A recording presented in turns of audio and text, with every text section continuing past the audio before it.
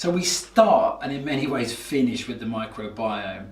That link between the gut and the head, we've already started to unpack that it has references on mental health, for feeling, there's a pathway, the microbes talk to each other. We don't understand everything about it, but the growth in sourdough and kimchi and kombucha, all these fermentable products in the food arena is having its reference over in health and beauty. The idea of health from within, hyaluronic acid, the idea of taking products that will make a difference on the outside by what you ingested.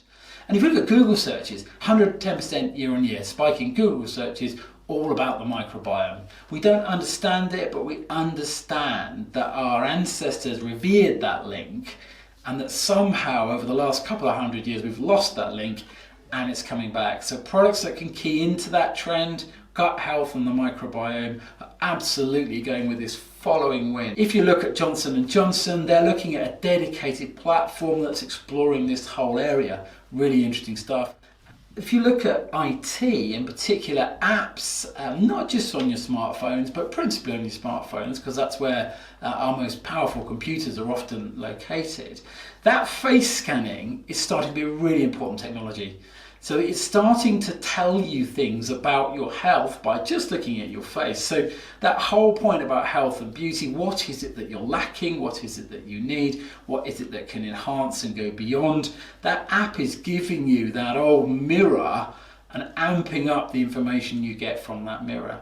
Now, I don't want to get sucked into wearables and wearable tech and watches and heart rate monitors and sleep monitors and all that great stuff, but there is a panoply out there in the tech sector of these new personalised tools that are having an impact on health and beauty, and app scanning is but the first. And that link between how the body works, how the mechanics are operating and what you look like is getting closer together. So some of the variables that we're starting to plumb into and look at for personalisation is clearly pH. We've talked about sensitive skin in the category for decades.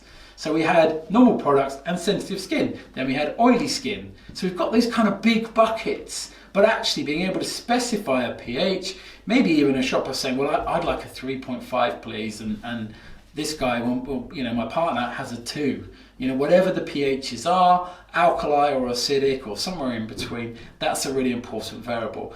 If you look at the oil percentage, sometimes the dose of the serum or the mixture is not enough, and another times it's too much. We all know that as formulators, that we're aiming for sort of a midpoint, and we try and catch as many people to get the efficacy of our formulations as possible.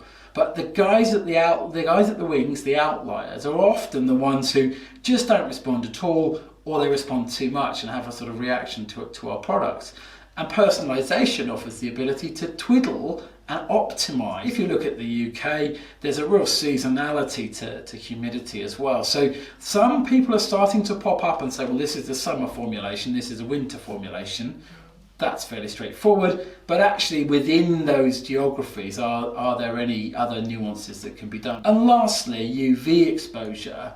We've known through anecdata that some shoppers are very sensitive to light and others are not so much. We know that ethnicity, pigment, age, gender, all plays into this. And getting smart about that UV exposure that an individual can tolerate and the degree to which it's desirable to block that UV exposure is important too. So we're starting to see people playing with that as well as playing with the whole red lights for sleeping, blue lights for energizing, glasses, and that whole kind of wearable tech area as well. This is the health and beauty application of that debate about light.